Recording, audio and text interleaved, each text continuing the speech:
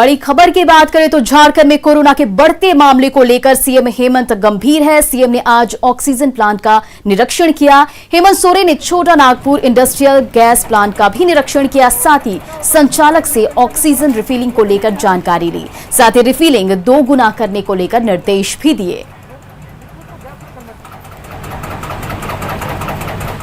यहाँ जो हमने देखा 1 घंटे में 36 सिलेंडर जंबो सिलेंडर भरने की कैपेसिटी इस इंडस्ट्री को है। इनको बढ़ाने का भी योजना इनका है, लेकिन अभी उसमें थोड़ा वक्त लगेगा। लेकिन अभी इस जो रिफिल करने की क्षमता है, इसको डबल करने की इस इंडस्ट्री की अभी योजना है। मुझे लगता है कि महीने भर के अंदर इसको डबल करने में ये सक्षम हो जाएंगे। रांची में ऑक्सीजन बेड की कमी है, जिसे देखते हुए मुख्यमंत्री ने रांची और जमशेदपुर के लिए कोविड सर्किट बनाया है, जिसका लाभ रांची और जमशेदपुर के लोगों को मिलेगी। वहीं जिला प्रशासन भी इसे लेकर लगातार कवायद में जुटा है, जिसके तहत रांची के खेलगांव में 200 ऑक्सीजन बेड तैयार किए जा रहे। सीएच में 100 ऑक्सीजन बेड की व्यवस्था की जा रही है। वहीं रिसालदार सीएचसी का जायजा लिया न्यूज 18 के संवाददाता ओम प्रकाश ने। ट्यूसडे तक हम लोग रिसालदार को चालू करने की कोशिश कर रहे हैं। बाकी हम लोग ने और ऑक्सीजन सिलेंडर्स ऑर्डर किए हुए हैं। जैसे ही वो आते हैं तो हम अपनी क्षमता और बढ़ाएंगे बेड्स की। रिसालदार में क्या सुविधा रहेगी? रिसालदार में पाइपलाइन की सिलेंडर की सुविधा रहेगी। ठीक है, पाइपलाइन ऑक्सीजन मिलेगा। 90 बेड।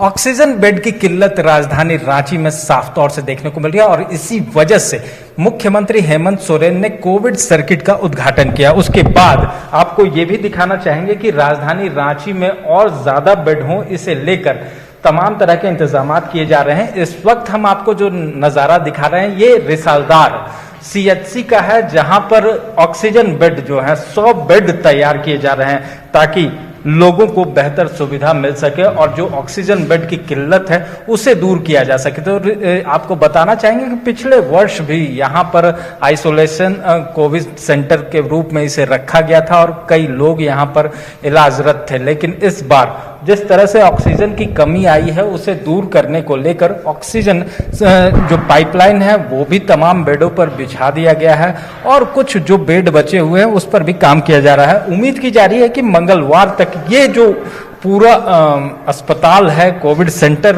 जो आइसोलेशन सेंटर होगा, ऑक्सीजन बेड के साथ 100 बेडों का तैयार हो जाएगा, जिससे लोगों को काफी राहत मिलेगी। हम आपको बताना चाहेंगे कि अगर ये जो इक्विप्ड है, अगर एक तरफ का खराब भी हो जाता है, अगर पाइपलाइन से ऑक्सीजन नहीं जाती है, तो दूसरे तरफ की ऑक्सीजन जो पाइपलाइन है उसके जरिए लोगों को जो संक्रमित होंगे उन्हें ऑक्सीजन मुहैया कराई जाएगी। वहीं पर अगर ये भी फ्लॉप करता है तो इधर साइड भी आपको हम दिखाना चाहेंगे कि यहाँ भी व्यवस्था है ताकि लोगों को किसी तरह की परेशानी ना हो। एक साथ में यहाँ पर 16 सिलेंडर रखेंगे जो कि रिजर्व के तौर पर रहेंगे। वहीं पर तमाम जो यहाँ पर अभी तक 100 सिलेंडर जो हैं वो जंबो सिलेंडर ऑक्सीजन के वो यहाँ पहुंच चुके हैं और काफी तेजी से काम भी जारी है। तो उम्मीद है कि मंगलवार तक पूरी तरह से ये 100 बेडों वाला कोविड अस्पताल जो है वो तैयार हो जाएगा, जिससे संक्रमितों को राहत मिलेगी। कैमरामैन संत के साथ ओम प्रकाश, न्यूज 18 रांची। धनबाद सदर अस्पताल में आज से 60 ICU bed, 40 non ICU bed की व्यवस्था शुरू हुई। ऑक्सीजन की पहली खेप धनबाद पहुंचा। अब धनबाद में ऑक्सीजन की कमी नहीं होगी। ऑक्सीजन सिलेंडर का एक खेप आज सदर अस्पताल पहुंचा है। साथ ही सभी आईसीयू बेड को ऑक्सीजन के लिए पाइपलाइन से जोड़ा जाएगा। कर ली गई है। हमारे मेडिकल, पैरामेडिकल जितना भी डॉक्टर सब है, सबका ट्रेनिंग है 12 बजे से टाउन हॉल में। ये लोग को लाइन अप कर दिया जाएगा कि किस तरह पेशेंट को टैकल करना है, किस तरह से प्रोटेक्शन करना है और कितना भी मतलब मुसीबत आवेगा, ऑक्सीजन जैसे सप्लाई करना है, सब कुछ करना, सारी चीज़ का ट्रेनिंग आज दिया जाएगा। और हमारे यहाँ सिलेंडर भी बहुत जम्बो जेट भी 100 करीब आ चुका है और ऑक्सीजन पाइपलाइन का भी काम शुरू हो गया है। और बाकी जितना भी मैन पावर जो भी है हमारे सब तैयार हैं। हम लोग हमारे जिला में अब हमारे बेड हो जाएगा, करीब 170 बेड हो जाएगा, 2 बेड हो जाएगा।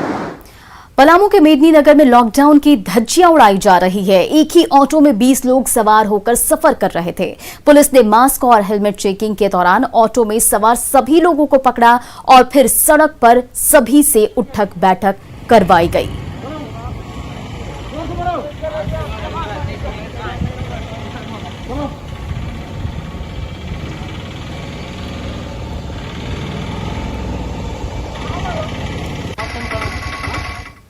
कोडरमा में स्वास्थ्य कर्मियों को पिछले 3 महीनों से वेतन नहीं मिल पाया है। हालांकि संकट की घड़ी में वो लगातार काम में जुटे हुए हैं और लोगों के लिए संकट मोचन का काम कर रहे हैं। तो जब वेतन ही नहीं है तो दिक्कतें तो बहुत सारी ही आएंगी, क्योंकि पेमेंट से ही तो फैमिली चलता है और हम लोग परिवार के लिए ही तो काम करते हैं ना। और इसमें भी आपदा की स्थिति में हम लोग पिछले 1 साल से लगे हुए हैं, पब्लिक के लिए काम कर रहे हैं और सरकार अभी तक हम लोगों की बात को समझ नहीं रही है। हम लोग बहुत सारे बात किए भी, सभी जिले से लोग मुख्यमंत्री जी के पास, फिर हेल्थ सेक्रेटरी के पास भी अपने समस्याओं को रखे हैं लोग, लेकिन फिर भी अभी तक कोई कार्रवाई नहीं हुई है।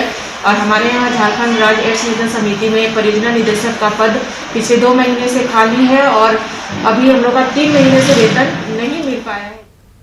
देवघर उपायुक्त मंजूनाथ भजंत्री ने पुराने सदर अस्पताल कोविड सेंटर का जायजा लिया। डीसी ने अस्पताल में व्यवस्थाओं का जायजा लिया। कोविड सेंटर में बेड की क्या स्थिति है, वहीं ऑक्सीजन सिलेंडर को लेकर क्या व्यवस्था है, ये भी जाना। एक तरफ जहां कोरोना संक्रमण पूरे देश में तेजी से फैल रहा है, वहीं देवघर में इस संक्रमण का चैन तोड़ने में जिला प्रशासन संभव हो रही है। बीते दिन 92 कोरोना पॉजिटिव मरीज मिले हैं, तो ये कह सकते हैं कि ये पॉजिटिव खबर अब आने लगी है देवघर में। इस वक्त देवघर डीसी पहुंचे हैं कोविड सेंटर और यहाँ की व्यवस्थाओं से अवगत हो रहे हैं। इसके साथ ही यहाँ पे क्या व्यवस्था, कैसे ऑक्सीजन की क्या व्यवस्था है, साथ ही मरीजों की क्या व्यवस्था है, इसकी भी जानकारी खुद उपायुक्त मंजूनाथ भजंत्री ले रहे हैं और खुद पेशेंट के लोगों से भी बात कर रहे हैं। उनसे हम बात करेंगे और जानेंगे कि किस तरह की व्यवस्था अभी यहाँ पे की गई है। इस तरह से देवघर में कोरोना संक्रमित मरीजों के आंकड़ा में कमी आया है, तो क्या कह सकते हैं कि हम लोग चेन तोड़ने में सफल हो रहे हैं इस लॉकडाउन के तहत? अभी भी हम लोगों को बहुत काम करना बाकी है। खासकर लोगों में जो स्वास्थ्य सुरक्षा सप्ताह जो चल रही है, ये जो चेन तोड़ने के लिए, तो लोग अभी भी मास्क पहनना जरूरी है, दूरी बनाना है और भीड़ में नहीं रहना है। और जिला प्रशासन भी जितने भी यहाँ नए केसेस आ रहे हैं या सिम्टोमेटिक केसेस आ रहे हैं, उन सबको हम लोग जो फैसिलिटी, जो इंफ्रास्ट्रक्चर है, वो सब तैयार कर रहे हैं। अब आज माँ ललिता हॉस्पिटल में 50 ऑक्सीजन सपोर्टेड बेड और 10 ICU और 7 प्राइवेट रूम ये शुरू हो गया। ऑलरेडी पेशेंट्स एडमिशन भी शुरू हो चुकी है और हम लोगों को ICU शुरू करने के लिए तो कुछ टेक्नीशियंस की जरूरत है, तो उसका हम लोग ट्रेनिंग दे रहे हैं। ये बता रहे थे कि अभी भी हमें सतर्क रहने की जरूरत है, मास्क जरूर पहने और अनावश्यक घर से नहीं निकले, तभी इस चेन को तोड़ने में हम लोग सफल हो पाएंगे। मनीष दुबे, न्यूज़ 18 देवघर। दुमका में फूलो ज्ञानो मेडिकल कॉलेज अस्पताल में लापरवाही देखने को मिल रही है, जहां खुले में PPE किट्स, हैंड ग्लव जैसे मेडिकल वेस्ट फेंके जा रहे हैं।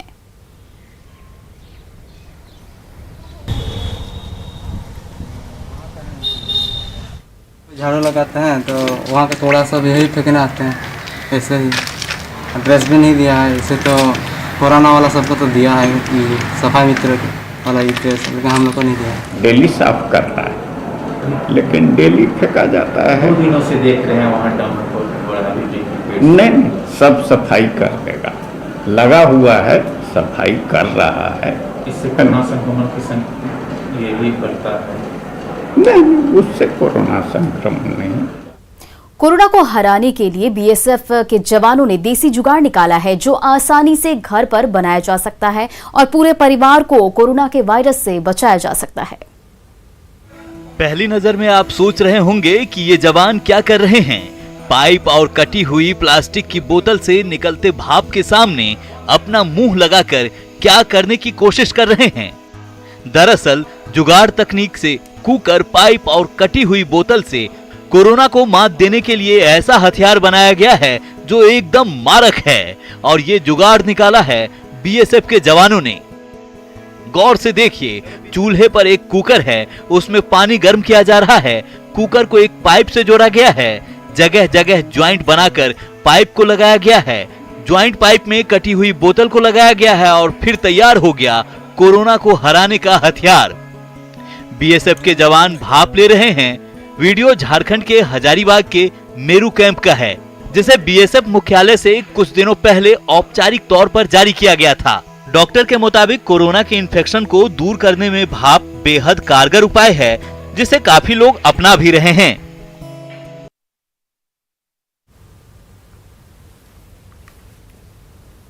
गिरिडीह रोटरी क्लब मुफ्त में कोरोना मरीजों को खाना खिला रहा है। इतना ही नहीं, रोटरी क्लब मरीजों को दवाइयां और ऑक्सीजन भी दे रहा है। जरूरत के मुताबिक एम्बुलेंस भी मुहैया करा रहा है। मरीजों को सिर्फ 5 रुपए में टोकन दिया जाता है। रोटरी क्लब में लगभग 72 सदस्य हैं, जो कोरोना मरीजों को मुफ्त में घर पर भी खाना डिलीवरी कर रहे हैं। 10 दिन प्यार बांटते चलो, रोटरी प्यार बांटते चलो चलता है, जिसमें प्रतिदिन हम 100 से ऊपर लोगों को 5 रुपया का एक टोकन अमाउंट लेके खिलाते हैं। तो चूंकि इस संक्रमण काल में इकट्ठा लोगों को नहीं करना है, तो हम लोग बंद कर दिए थे। अचानक फिर फ़ोन आने लगा कि जो संक्रमित लोग हैं, पूरे के पूरे परिवार संक्रमित हो गए हैं और उनके घर में दाई नौकर भी नहीं आ रहा है खाना बनाने वाला, अपने भी दूर हो गए हैं। तो हम लोग चिन्हित करके हमने फेसबुक में शेयर किया था कि रोटरी प्यार बांटते चलो, आप मैसेंजर में सिर्फ मोबाइल नंबर डाल दीजिए और आपके घर में आपका मन चाहा खाना आपके घर पहुंचेगा। तो इस मुहिम में आज के दिन में हम 100 से 150 के करीब में दोपहर का खाना और रात का खाना जो लोग संक्रमित हो गए हैं उनके घर में पहुंचाया जा रहा है। इस बीच में खाना पहुंचाने के दौरान अगर किसी को दवाई की ज़रूरत होती है, ऑक्सीजन की ज़रूरत होती है, तो उन सब की भी व्यवस्था हमारी संस्था कर रही है। राज्य में कोरोना संक्रमित लोग अपनी 2 जून की रोटी भी जुगाड़ नहीं कर पा रहे हैं। ऐसे में वार्ड 37 के पार्षद ने एक अच्छी पहल शुरू की है। कोविड संक्रमित लाचार लोगों के घरों में 1 सप्ताह का राशन पहुंचाने का काम कर रहे हैं। वहीं जरूरतमंदों को भी दवा मुहैया कराया जा रहा है। जायजा लिया हमारे सहयोगी ओम प्रकाश ने। कोरोना काल में तरह तरह की परेशानियां लोगों को आ रही है, खासकर वो जो संक्रमित हो जा रहे हैं, लेकिन उन्हें भी अब थोड़ा सुखद एहसास कराने को लेकर कई लोग आगे आ रहे हैं। इसी में एक जो कड़ी है वो हम आपको दिखाने की कोशिश कर रहे हैं। वार्ड 37 के जो पार्षद हैं उनके द्वारा आम लोगों को, जो खासकर जो कोविड संक्रमित है, वो उन्हें थोड़ी सुविधा पहुंचाने को लेकर, ताकि वो घरों से ना निकले, उनके घरों में राशन पहुंचाने का काम किया जा रहा है। जो भी कोविड पेशेंट होते हैं उनकी जानकारी यहाँ जैसे ही मिलती है, 1 सप्ताह का राशन उनके घरों में पहुंचा दिया जाता है। तो ये कुछ इनिशिएटिव जो है वो पार्षद के द्वारा लिए जा रही है। आपसे जानना चाहेंगे किस तरह से आप लोग ये काम कर रहे हैं ताकि जो कोविड संक्रमित हो जा रहे हैं, खासकर आपके वार्ड के, उनके किस तरह से मदद पहुंचे। एक्चुअली देखिए, आप लोगों को पता ही है कि मेरा जो वार्ड है इसमें बहुत ही मतलब गरीब लोग, तबके के लोग रहते हैं। इस स्थिति में हम लोग ये अपने बैठकर हम लोग आपस में डिसाइड किए कि जो लोग कोरोना पॉजिटिव हो गए हैं, अभी मेरे बगल में ही एक स्कूल है, राजकीय मध्य विद्यालय, वहाँ से हमको लिस्ट वहाँ से मिल जा रहा है, क्योंकि यहीं पे बगल में टेस्ट हो रहा है। मैं सरकार को और मेरे सांसद महोदय को बहुत धन्यवाद ज्ञापन करूँगा, जिन्होंने बगल में ही हमारे स्कूल में ये फैसिलिटी प्रदान किया। और यहाँ से चेक होने के बाद हम उनका लिस्ट ले रहे हैं अभी। और जो लोग संक्रमित हैं उनको घर में ही हम लोग राशन पहुंचाने के लिए ये कर रहे हैं, ताकि वो घर से बाहर नहीं निकलें, और बाहर नहीं निकलेंगे और घर में ही जो आज स्थिति है, आपको पता है हॉस्पिटल में बहुत ज़्यादा बेड का प्रॉब्लम आ रहा बाकी है, तो घर में ही उन लोगों को एक सेफ जोन में रख कर और उनको राशन वहाँ तक मुहैया कराने का कोशिश किया जा रहा है, ताकि वो बाहर ना निकलें और लोगों में ये संक्रमण ज़्यादा ना फैल सके। इसको ध्यान में रखते हुए हम लोग इस काम को कर रहे हैं। देख सकते हैं कि यहाँ पर चावल है और आटा है। ये फिलहाल जो सूखा आइटम है वो दिया जा रहा है, इसके साथ ही सब्जी वगैरह की भी व्यवस्था जो है वो की जा रही है। आप लोग दिन रात ये काम कर रहे हैं, लोगों तक पहुँचा रहे हैं, थोड़ा डर भी लगता है कि नहीं? डर तो लगता है, लेकिन हमारे वार्ड में ना पूरा स्लम एरिया है।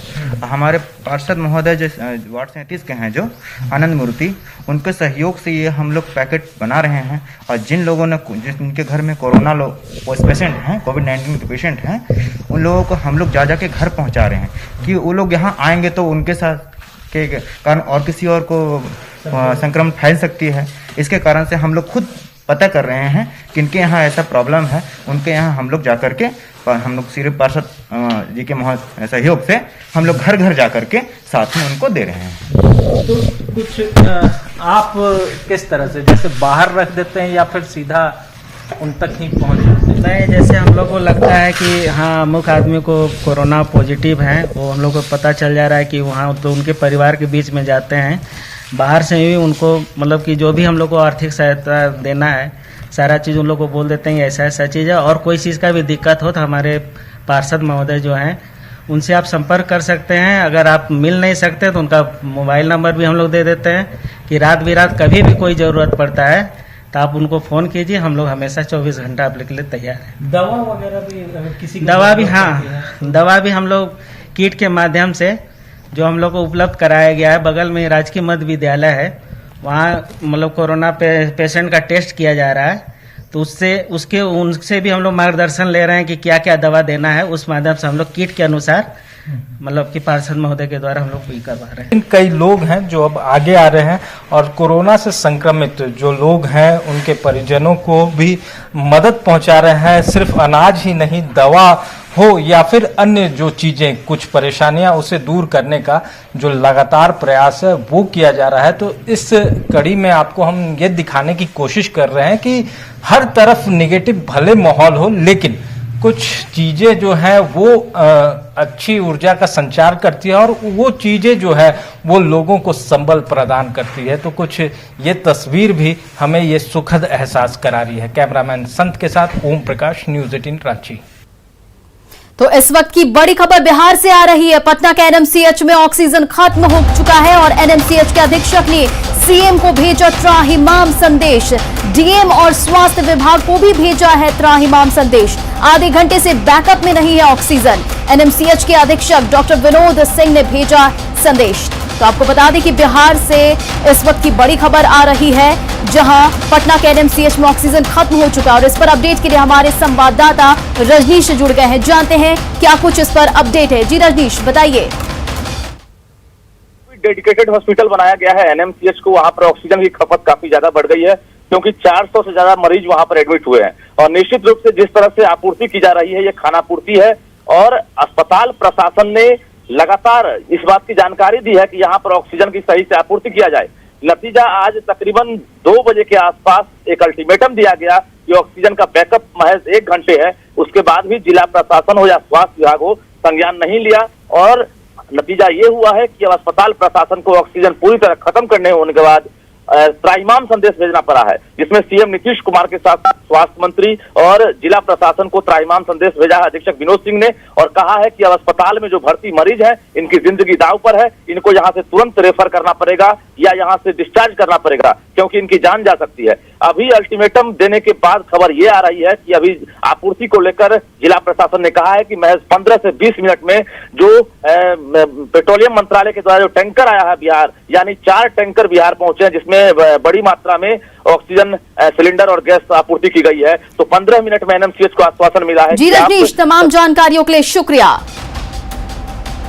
तो फिलहाल इस बुलेटिन में इतना ही। बने रहिए न्यूज़ 18 बिहार झारखंड के साथ।